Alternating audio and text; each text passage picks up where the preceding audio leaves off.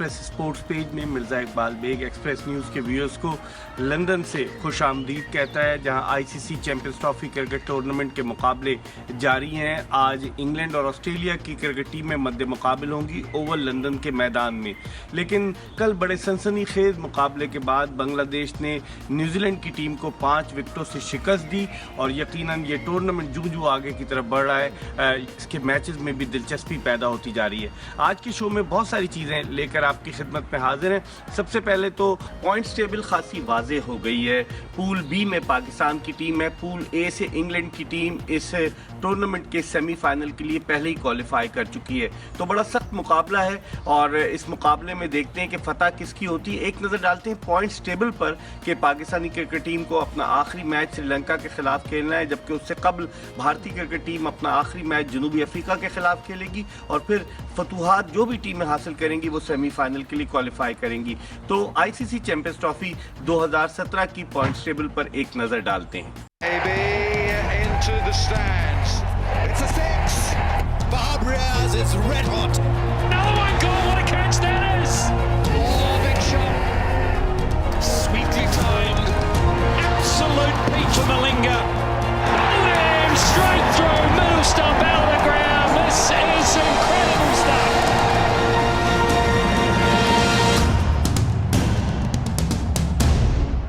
ICC Champions trophy cricket tournament का आगाज 1 जून को केनिंगटन ओवल के मैदान में इंग्लैंड और बांग्लादेश के माबैन होने वाले मैच से हुआ। इस चैंपियंस ट्रॉफी में आईसीसी वनडे इंटरनेशनल रैंकिंग में 8 सफ़े अव्वल की टीमें हिस्सा ले रही हैं। वेस्ट इंडीज की टीम जिसने 2004 में ICC Champions trophy cricket tournament जीता था, वो चूँकि आईसीसी की ओडीआई रैंकिंग में 9वें नंबर पर है, इसलिए वो टूर्नामेंट से बाहर है।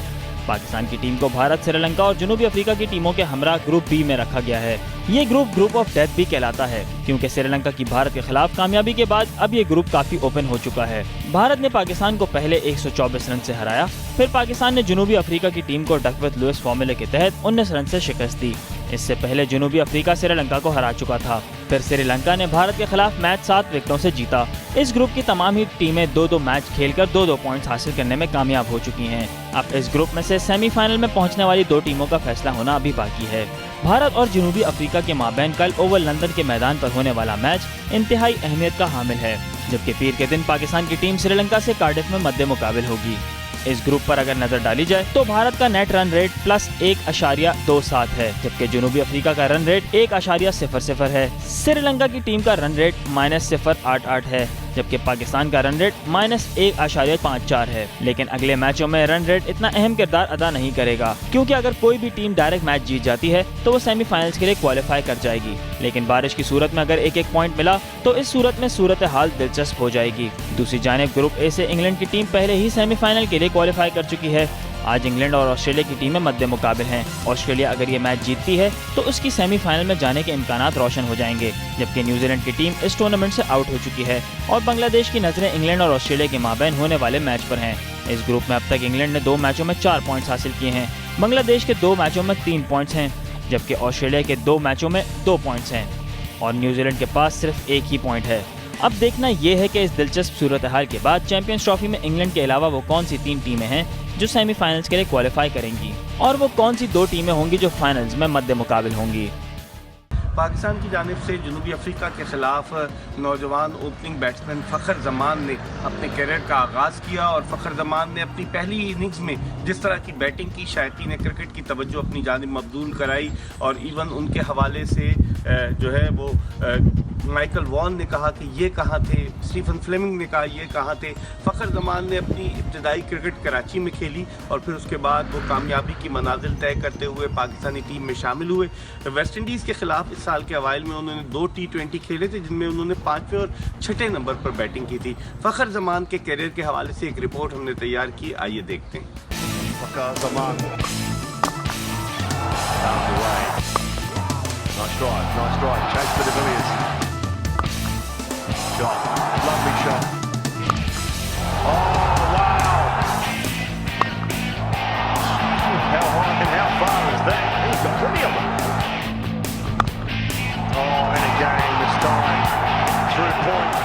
पाकिस्तानी टीम में एक वक्त था जब बहुत कम खिलाड़ी खैबर पख्तूनख्वा से पाकिस्तानी टीम में आया करते थे उनमें फखर जमान एक ऐसे खिलाड़ी थे जो 1976 में जब न्यूजीलैंड की टीम पाकिस्तान आई तो वो पाकिस्तान की जानिब से खेले। उनका ताल्लुक खैबर पख्तूनख्वा से था। उसके बाद काफी अरसे तक खैबर पख्तूनख्वा से खिलाड़ी पाकिस्तानी टीम में नहीं आए। फिर उसके बाद जाकिर खान जो पाकिस्तान की जानिब से टेस्ट और वनडे खेले टीम में शामिल हुए। उसके बाद खैबर पख्तूनख्वा से ताल्लुक रखने वाले खिलाड़ियों का एक ऐसा सिलसिला शुरू हुआ जो कि खत्म होने का नाम ही नहीं ले रहा। पाकिस्तान के लेजेंडरी बैट्समैन यूनुस खान जो मर्दान में पैदा हुए, उन्होंने टेस्ट में 10,000 रन स्कोर करने का एजाज हासिल किया। उसके अलावा अपने क्रिकेट करियर की पहली ही इनिंग्स में सेंचुरी स्कोर करने वाले वजाहतुल्लाह वास्ती, फजल अकबर दुर्रानी, यासिर शाह, जुनैद खान समेत बेशुमार ऐसे क्रिकेटर्स हैं जिनका ताल्लुक खैबर पख्तूनख्वा से है और वो पाकिस्तानी क्रिकेट टीम की नुमाइंदगी कर रहे हैं। जनूबी अफ्रीका के खिलाफ खेले गए मैच में KPK से ताल्लुक रखने वाले एक और खिलाड़ी फखर जमान ने अपने वनडे इंटरनेशनल क्रिकेट करियर का आगाज किया। वो इससे कबल वेस्ट इंडीज के दौरे में 2 T20 मैचों में पाकिस्तान की नुमाइंदगी कर चुके हैं, लेकिन उन मैचों में उन्होंने इनिंग्स ओपन नहीं की थी और 5वें और 6ठे नंबर पर बैटिंग के लिए आए थे। लेकिन जनूबी अफ्रीका के मजबूत बॉलिंग अटैक के खिलाफ फखर जमान ने जिस अंदाज से बैटिंग की, उसने क्रिकेट के मैदान में एक बासलाहियत खिलाड़ी की आमद का पैगाम दिया है।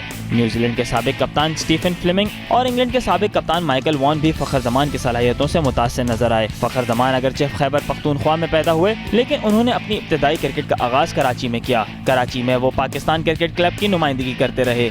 ये वही क्लब है जहां से पाकिस्तान की मौजूदा क्रिकेट टीम के कप्तान सरफराज अहमद, उसके अलावा middle order batsman Asad Shafiq, allrounder Anwar Ali और रोमान रईस उसी पाकिस्तान क्लब की नुमाइंदगी करते रहे हैं। फखर जमान फर्स्ट क्लास क्रिकेट में पेशावर की नुमाइंदगी भी कर चुके हैं और इस साल पाकिस्तान सुपर लीग में लाहौर कलंदर्स की जानिब से एक्शन में नजर आए। इस वक्त फखर जमान HBL की टीम की नुमाइंदगी कर रहे हैं। उन्होंने कुछ अरसा पाकिस्तान नेवी में भी मुलाजिमत की। क्रिकेट का शौक उन्हें गहरे समुद्र से दूर करके क्रिकेट के मैदान तक ले आया। फखर जमान अब बेहतर क्रिकेट खेलने के लिए कराची से एबटाबाद मुंतकिल हो गए हैं और एबटाबाद रीजन की टीम की नुमाइंदगी भी कर रहे हैं। लेकिन उनकी पहली वनडे इनिंग को देखकर नाक़दीन और शायकीन उनके क्रिकेट करियर को बहुत ही ताबनाक करार दे रहे हैं। टाइम में वक्त हो गया एक छोटे से ब्रेक का। ब्रेक के बाद जब वापस आएंगे तो बहुत सारी चीजें हमारे पास ICC champions trophy cricket tournament 2017 के हवाले से। Stay tune to Express news.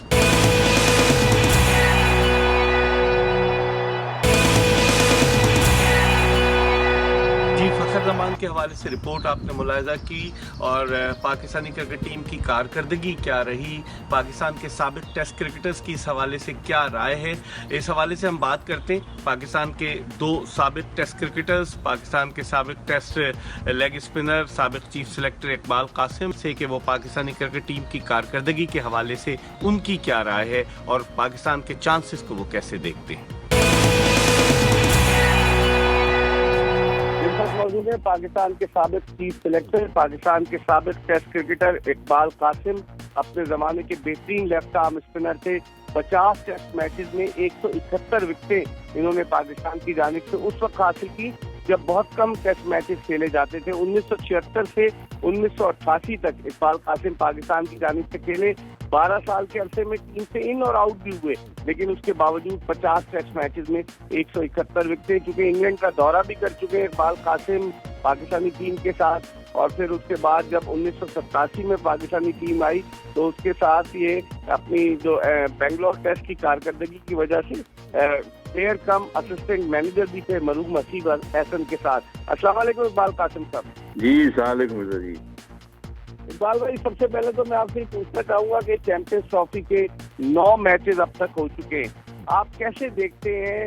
बड़े सनसनीखेज मुकाबले हो रहे हैं, लेकिन इंग्लैंड की पिचेस को आप कैसे देखते हैं कि बैट्समैन जो है वो रन्स के अंबार लगा रहे हैं? अब तक जो देखने में आया है कोई लो स्कोरिंग मैचेस नहीं हुए, ज्यादातर हाई स्कोरिंग मैचेस हैं। आपकी क्या राय है?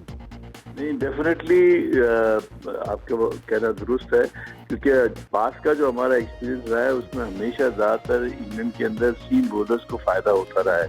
मगर जैसे जैसे वक्त गुजरा है और वनडे क्रिकेट की मकबूलियत में इजाफा हुआ है तो उन्होंने विकेट्स को भी काफ़ी चेंजेस किए हैं उन्होंने, और बैटिंग को सपोर्ट के लिए बनाई हैं विकेटें। मगर इकबाल, बात यह कि जितना हमारा एक्सपीरियंस है उसमें हमने देखा है कि इंग्लैंड के अंदर ये बावजूद तमाम कोशिशों पे कि विकेट बैटिंग के लिए साजगार हो और रन भी बनते हैं, मगर मौसम का बड़ा इफेक्ट पड़ता है। बॉल जो है वो स्विंग होता है, और अगर बारिश का या क्लाउडी मौसम हो तभी बॉल में हवा में क्या जो बबल करती है और ऑफ द विकेट जो है वो बॉलर को मदद मिलती है। मगर इसमें कोई शक नहीं कि इस दफा की जो चैंपियनशिप हुई है इसमें बहुत अपसेट्स भी आपको नजर आ रहे हैं। बांग्लादेश ने न्यूजीलैंड को हरा दिया, साउथ अफ्रीका जो है वो अपने पाकिस्तान से हार गया, तो इंडिया पाकिस्तान का मैच थ्रिलिंग हुआ, और ऐसे बहुत सारे मैचेस जो हैं वो आपको देखने को मिल रहे हैं। तो ये शो करता है कि इंग्लैंड के डेफिनेटली प्लेइंग कंडीशंस में बहुत फर्क आया है, क्योंकि कवर विकेटों का डिफरेंट तरीके से बनाना, तो ये सब चीज़ें ग्राउंड पूरा कवर हो जाता है, बॉल गीला होके भी कम मिलता है। पहले ज़माने में अगर पीछे की कवर होती थी तो ग्राउंड जो था वो खुला रहता था, तो वो उसमें नमी रहती थी, तो उससे बॉल गीला हो जाता था। अब जिनकी मेजॉरिटी ग्राउंड ऐसे हैं जिसमें तकरीबन 3/4 ग्राउंड जो है वो कवर हो जाता है, तो इससे बॉल को भी कम ड्राई मिलता है, आपको वेट कम मिलता है। तो ये एडवांटेजेस थोड़े से तो आए हैं और जिससे बैटिंग को बड़ा फायदा हुआ है। आप क्या समझते हैं इकबाल कासिम साहब, जिस तरह से इस टूर्नामेंट में हमने देखा है कोई स्पिनर्स की एक्स्ट्राऑर्डिनरी परफॉर्मेंस नजर नहीं आई। कल हालांकि बांग्लादेशी स्पिनर मुसद्दिक हुसैन ने आखिर में 3 विकेटें ली, मुश्किल डाली, लेकिन आप समझते हैं जो आपकी बात को ये इस तक़वियत देती है कि वाकई में जो पिचेस बन रही हैं, जिस तरह की पिचेस हैं और जिस तरह का रवैया तब्दील हुआ इंग्लिश पिचेस का, तो अब स्पिनर्स के लिए यहाँ कोई ज्यादा मौके नहीं है इंग्लैंड में। इंग्लैंड में देखिए, इंग्लैंड में नॉर्मली स्पिनर्स के लिए कम सपोर्ट होती है, सिर्फ राइट आर्म लेग स्पिनर होता है जो इंग्लैंड में कुछ ज़्यादा आपको सक्सेसफुल मिलता है। बाकी फिंगर स्पिनर्स जो हैं वो तो अगर कंटेन करेंगे, अच्छी बॉलिंग करके बैट्समैन को रन बनाने से रोकेंगे और कंटेनमेंट की तरफ रहेंगे, तो बैट्समैन उनके खिलाफ रिस्क लेता है, और वो आखिर में आपने देखा जैसे कि लेफ्ट आर्म स्पिनर्स और राइट आर्म ऑफ स्पिनर्स जो हैं वो ज़्यादातर इनिंग के एंड में आके कामयाब होते हैं। उसकी वजह है कि उनको वो रन रोकने की सलाहियत उनमें होती है, वो रोकते हैं और बैट्समैन चांस लेता है और फिर उसमें वो आउट हो जाता है। मगर राइट आर्म लेग स्पिनर जो है वो यहाँ पर चांस होता है इसका कि वो इसमें अटैकिंग क्रिकेट खेल के वो बैट्समैन को परेशान करे। अब ये है कि इसमें क्वालिटी बॉलिंग का बहुत ज़्यादा अमल दखल है। तो इमरान ताहिर जो है वो अपना जो जब भी मौका मिलता है वो ज़रूर कोई ना कोई इम्पैक्ट डालते हैं साउथ अफ्रीका की तरफ से। तो अब देखना यह है कि हमारे जो बॉलर्स हैं शादाब जो है वो अगर उसे खेलते हैं तो वो श्रीलंका के खिलाफ आई होप कि वो अच्छा परफॉर्म करें। लेकिन इकबाल कासिम साहब, भारत का नंबर 1 बॉलर है रविचंद्रन अश्विन। भारत ने उसको दोनों मैचेस में नहीं खिलाया, पाकिस्तान के खिलाफ भी नहीं खिलाया, श्रीलंका के खिलाफ भी नहीं खिलाया। उनके left arm spinner Ravindra Jadeja जो भारतीय विकेटों पर तो बड़े शेर होते हैं, उनकी भी बड़ी पिटाई हुई, इतने इम्प्रेसिव नहीं रहे। तो आप क्या समझते हैं, टीमों ने ये अंदाजा लगा लिया है, टीम मैनेजमेंट वगैरह ने? आप अश्विन को सबसे पहले तो मैं पूछूंगा, ना खिलाने की वजह क्या समझते हैं आप?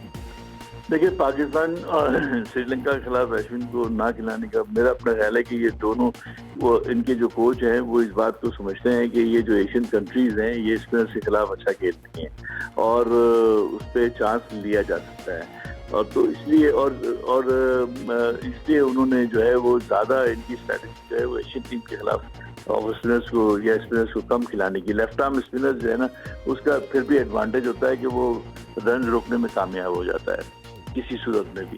मगर ये जो राइट आर्म ऑफिसर है, आई वॉज वेरी सरप्राइज कि उन्होंने रिस्क नहीं लिया। अगर रिस्क लेते तो वो भी अच्छे एक्सपीरियंस बॉलर हैं, वो कामयाब तो होते, मगर वो कम्बिनेशन की वजह से उन्होंने एक स्पिनर को तरजीह दी और अवॉइड किया पाकिस्तान और श्रीलंका के खिलाफ खिलाने।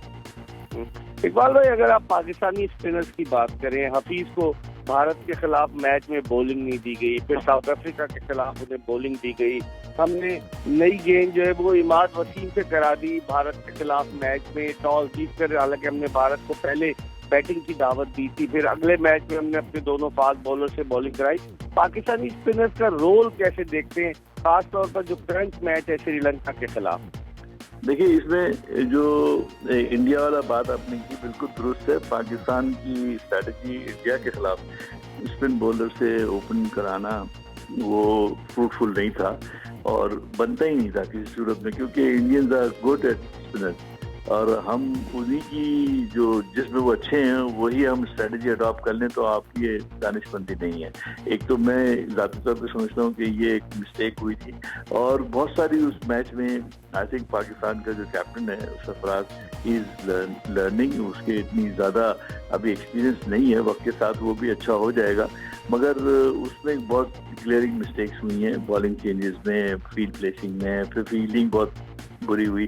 तो ये तो सारी चीजें फैक्टर हुए जिसकी वजह से इंडिया, एक बड़ा मैच था तो पाकिस्तानी बैट्समैनों ने भी प्रेशर सस्टेन नहीं किया, तो वो प्रेशर सस्टेन ना करने की वजह से वो मैच। लेकिन साउथ अफ्रीका के खिलाफ इनकी हिम्मत अमली थोड़ी अग्रेसिव थी, कैप्टनशिप भी बहुत अच्छी थी और राइट चेंजेस किए, राइट तमाम चीजें, हर चीज जो है वो अकॉर्डिंगली गेम के मुताबिक, सिचुएशन के मुताबिक चली तो फायदा हुआ।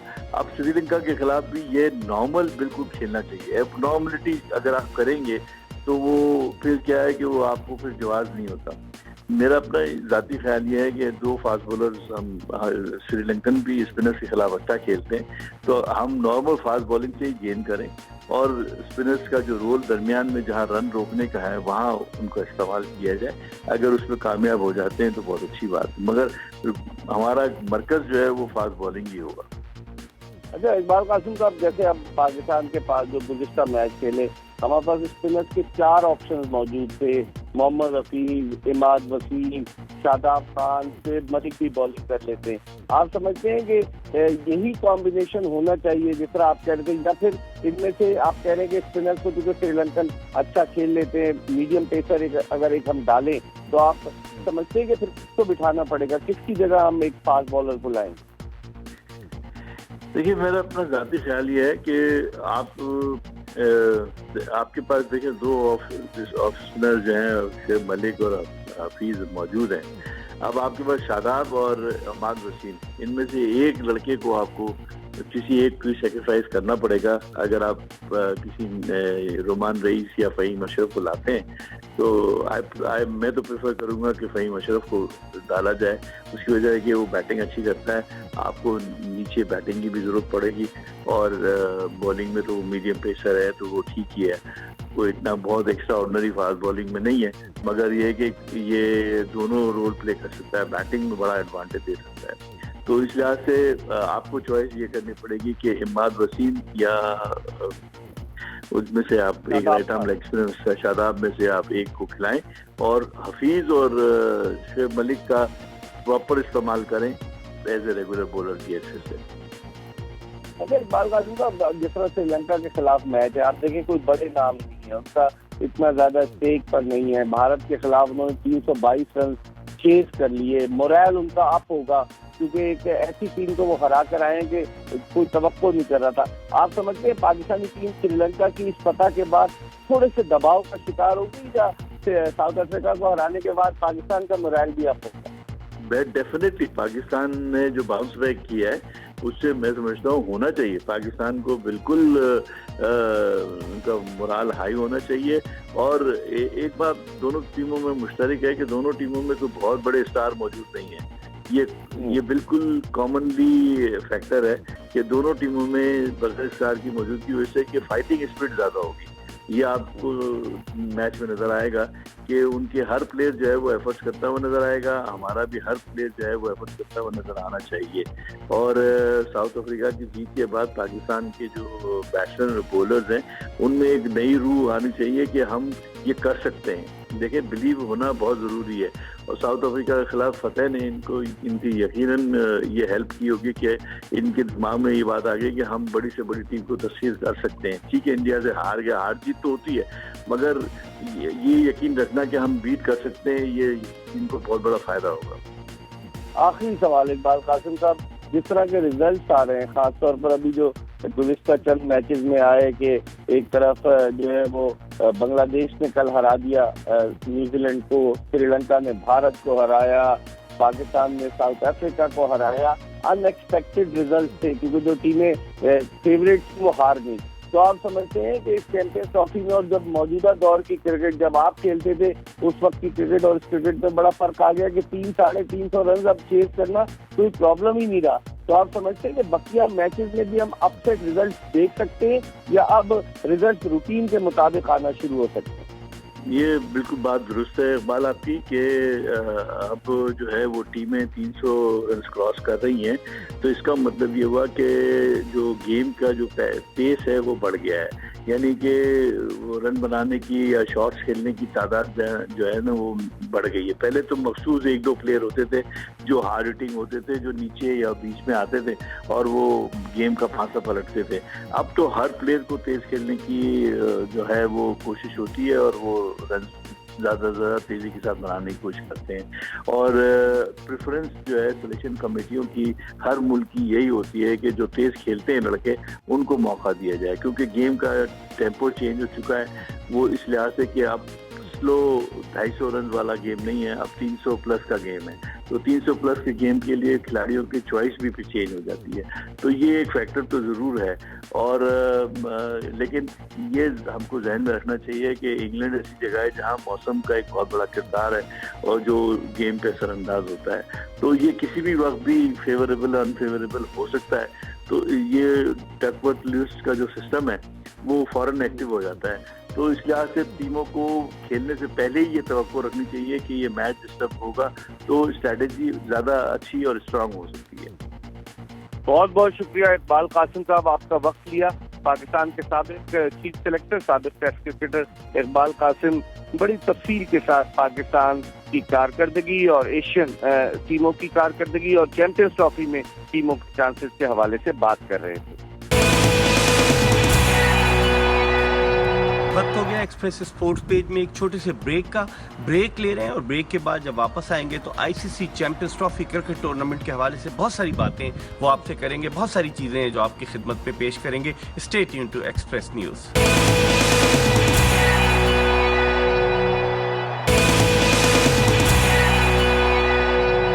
मेरे साथ इस वक्त मौजूद है सीनियर स्पोर्ट्स जर्नलिस्ट और रोजनामा डॉन के स्पोर्ट्स एडिटर रिशाद महमूद साहब, जो 25 बरस से ज्यादा अरसे से स्पोर्ट्स जर्नलिज्म से वाबस्ता है। इनसे हम बात करते हैं चैंपियंस ट्रॉफी के हवाले से और फिर पाकिस्तान क्रिकेट के मामलात के हवाले से। अस्सलाम वालेकुम रिशाद महमूद साहब। जी अस्सलाम वालेकुम मिर्जा, कैसे हैं? खैरियत है? अल्लाह का करम। रिशाद साहब, सबसे पहले तो ये पूछूंगा कि पाकिस्तानी क्रिकेट टीम की कारकर्दगी, लोग कहते हैं कि मोस्ट अनप्रिडिक्टेबल टीम है। भारत के खिलाफ बुरी तरह से हारी, साउथ अफ्रीका के खिलाफ बिल्कुल मुख्तलिफ टीम नजर आई।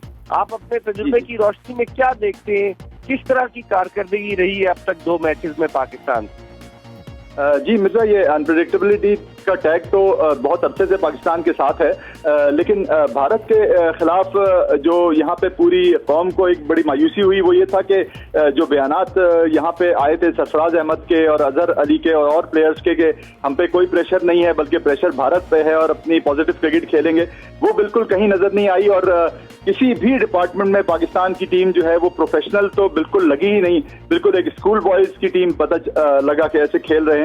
तो उससे बहुत ही अफसोस हुआ और उसका अभी तक भी यानी उसका जख्म जो है वो कारी है और लोग फील करते हैं कि साउथ अफ्रीका के खिलाफ भी अगर शायद पूरी इनिंग होती तो पता नहीं किस पेस पे खेलते, क्योंकि बाबर आजम और मुख्तलिफ बैट्समैन ने फिर वही एक टुक टुक का अंदाज और स्लो अंदाज अपनाया था जो बड़ा एक मायूस कुन है पाकिस्तान के लिए। ठीक है, बॉलिंग की कारकर्दगी साउथ अफ्रीका के खिलाफ पाकिस्तान की यकीनन बहुत अच्छी थी, लेकिन ये कि बैटिंग में उनको तेज खेलना होगा जिस तरह श्रीलंका और बांग्लादेश के बैट्समैनों ने करके दिखाया है।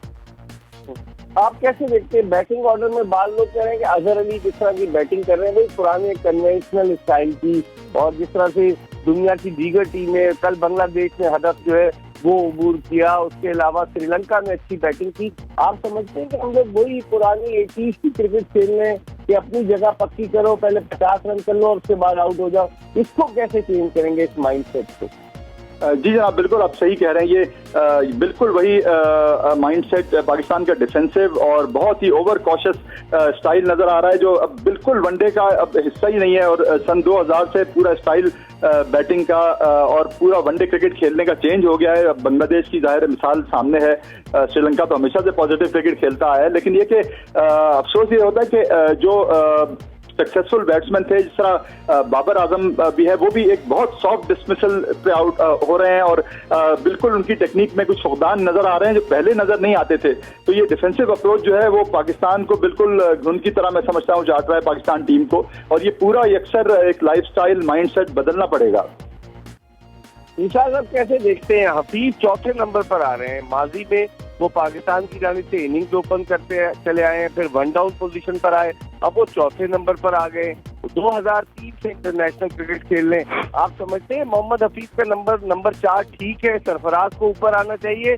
ये बैटिंग ऑर्डर आप अपने सहाफती तजुर्बे की रोशनी में कैसे देखते हैं?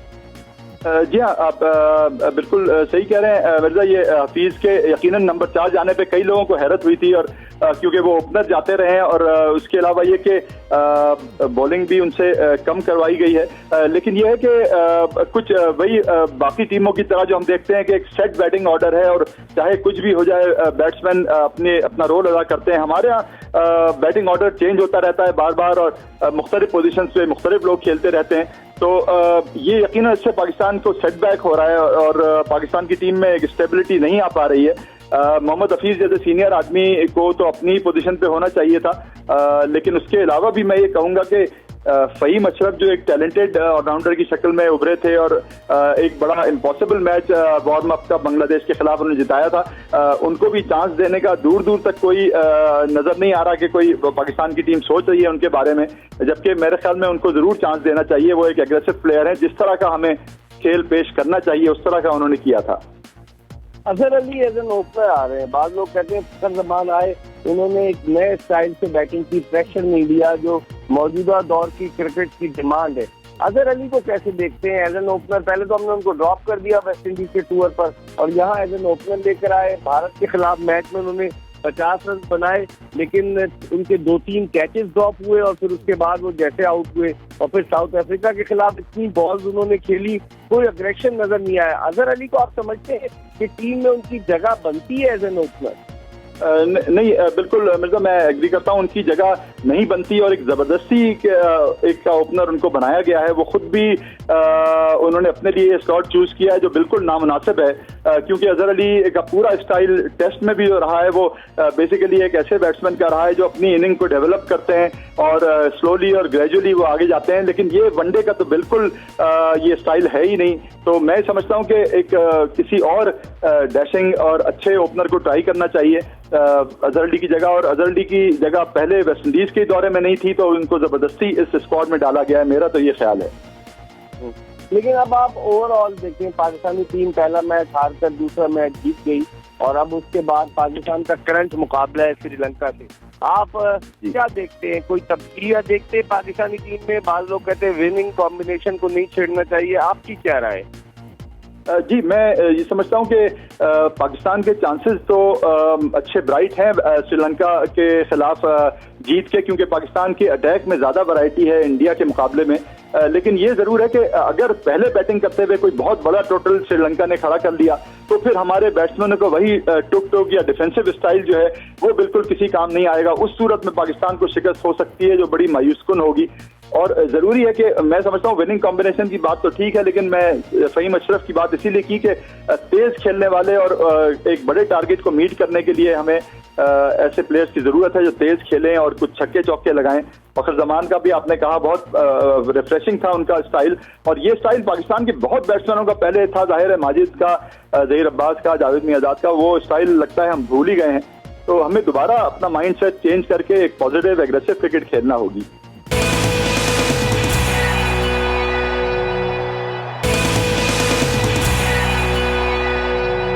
मेरे साथ इस वक्त मौजूद है सीनियर स्पोर्ट्स जर्नलिस्ट और रोजनामा डॉन के स्पोर्ट्स एडिटर रिशाद महमूद साहब। अच्छा, फ़हीम अशरफ की आप बात कर रहे हैं रिशाद महमूद साहब, फ़हीम अशरफ अगर आते हैं तो किसकी जगह आते हैं इस टीम में? जी हाँ, मैं समझता हूँ कि इसमें कुछ एक रिस्क लेना पड़ेगा थोड़ा सा। ये कि इमाद ने, वैसे तो इमाद वसीम ने अच्छी बॉलिंग की थी, लेकिन मैं समझता हूँ कि थोड़ा सा अगर इमाद को इस गेम में रेस्ट दें और फ़हीम अशरफ को लाएं तो मैं समझता हूँ कोई मजायका नहीं, क्योंकि हमारे पास स्पिन में उसके अलावा भी वैरायटी है। शोएब मलिक हैं, शादाब हैं और हफीज हैं, तो उसमें कोई इतना बड़ा लॉस नहीं होगा। इमाद कोई बहुत ही उम्दा बॉलिंग नहीं कर रहे हैं, हालांकि साउथ अफ्रीका के अगेंस्ट उन्होंने 2 विकेट जरूर लिए, लेकिन उनके पिछले 8-10 वनडेज में कारकर्दगी मैं समझता हूँ बिलो पार रही है।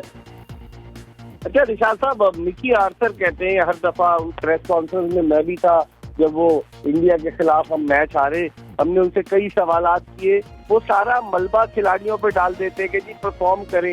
1 साल हो गया उन्हें, और वो बड़े फख्र से कहते हैं कि आप देखें पाकिस्तानी टीम 9वें से 8वें नंबर पर आ गई है आईसीसी की रैंकिंग में। मिकी आर्थर का रोल आपको कुछ नजर आता है या सिर्फ वो तनख्वाही ले रहे हैं डॉलर? जी नहीं, ये बयान बहुत ज्यादा मजाका खेज था मिर्जा के। वो उन्होंने ये कहा कि 90 से 8वें नंबर पे आ गई, तो ये तो कोई अचीवमेंट ही नहीं है। पाकिस्तान की टीम अभी भी 8वें नंबर की टीम है और 8वें नंबर की टीम की तरह खेल रही है। उनके एक साल के दौर में कोई बड़ा चेंज उसमें नहीं आया। पाकिस्तान की टीम में कोई बहुत जबरदस्त किस्म की फतूहात पाकिस्तान ने हासिल नहीं की। तो मैं खासतौर पे वनडे क्रिकेट में और T20 क्रिकेट में पाकिस्तान को ऊपर ले जाने में तो मैं समझता हूँ कोई रोल मिकी आर्थर का नहीं है।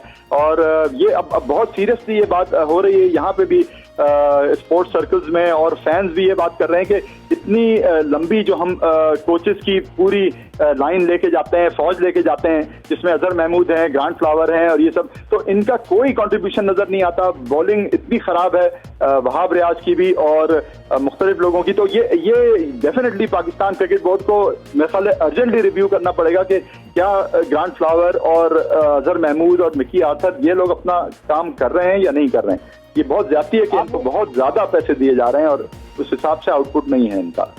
आपने बात की रिशाद साहब, मैं तो यहाँ इंग्लैंड में मौजूद हूँ, मैं देख रहा हूँ इतना बड़ा स्टाफ है पाकिस्तानी क्रिकेट टीम के साथ, manager, assistant manager, head coach, फिर उसके बाद batting coach, bowling coach, trainer, फिर बहुत सारे वो जो सिक्योरिटी वाले और पता नहीं क्या क्या 10-12 अफराद मौजूद है। आप समझते हैं ये एंटोराज पूरा जो जाता है, पीसीबी को इस पर भी कोई नजरसानी करनी चाहिए आइंदा आने वाले वक्त में। जी बिल्कुल, नजरसानी नहीं बल्कि मैं तो बिल्कुल सीरियसली समझता हूँ कि इन लोगों को ज्यादातर को अब सैक करने का वक्त आ गया, क्योंकि बिल्कुल कोई भी आउटपुट इनका नजर नहीं आता, कोई इम्पैक्ट इनका नजर नहीं आता। बतदरीज डिटेरियोरेशन है पाकिस्तान के बॉलर्स में और बैट्समैन में, उनकी टेक्निक्स में, और मेंटली भी कोई उनकी टफनेस या उनकी ग्रूमिंग नजर नहीं आती। तो फिर फायदा क्या है इन कोचेस का। अब आप देखिए कि जो बांग्लादेश के कोचेस हैं उसमें एलन डोनाल्ड और मुख्तलिफ लोगों ने इसमें श्रीलंका के, उन्होंने ये ऑलरेडी एक पॉजिटिव उसमें माइंडसेट में ले आए हैं। जो उनके यंगस्टर्स हैं श्रीलंका के, वो भी नजर आए कि बहुत बेहतर तरीके से इस मैच में खेले, इतने बड़े टारगेट को मीट किया। तो ऐसी कोई चीज, ऐसा कोई डेवलपमेंट, ऐसी कोई बेहतरी पाकिस्तान टीम में नजर नहीं आती है। एक चीज रिशाद साहब मैं आपसे पूछना चाहूंगा कि यहाँ पर पाकिस्तान क्रिकेट बोर्ड के चेयरमैन भी मौजूद हैं, अपनी अहलिया भी उनकी मौजूद है, नजम सेठी साहब भी आए हुए हैं। जब भारत के खिलाफ मैच हार गए, साउथ अफ्रीका के खिलाफ मैच में वो मैदान में नहीं आए, इंग्लैंड लंदन में ही रह गए। क्या देखते हैं पीसीबी के जो ऑफिशियल्स हैं, इस तरफ उस्मान वाला जनरल मैनेजर इंटरनेशनल क्रिकेट, जिन्होंने अपनी डिग्री नहीं जमा कराई, वो आए हुए टिकट पाकिस्तान क्रिकेट बोर्ड खरीद कर मेहमानों को दे रहा है, और मेहमान कौन से सियासतदान आ रहे हैं, इनके रिश्तेदार आ रहे हैं। आप क्या देखते हैं कि ये क्रिकेट को बजाय तरक्की की राहों की तरफ गामजन करने के पस्ती की तरफ ले जा रहे हैं, अपने जाती मफादात के लिए काम कर रहे हैं। आप एज अ सहाफी समझते हैं ऐसा होना चाहिए या नहीं होना चाहिए? नहीं, बिल्कुल नहीं होना चाहिए। और बल्कि इसमें अब तो साफ नजर आ रहा है कि ये इन लोगों को अपनी सीट बचाने की सबसे ज्यादा फिक्र है। पाकिस्तान क्रिकेट की तरक्की या उसकी बहाली पे कोई भी नजर इनकी नहीं है। और जैसे अभी एक हालिया एक साहब ने लिखा भी था कि जो सिर्फ ऑफिशियल्स के बाहर टूर करने का और उनके होटलों में रहने का बजट है वो अरबों रुपए में जा रहा है। तो अब इस तरह की चीज जब होगी तो जाहिर है क्रिकेट कहाँ पहुंचेगी।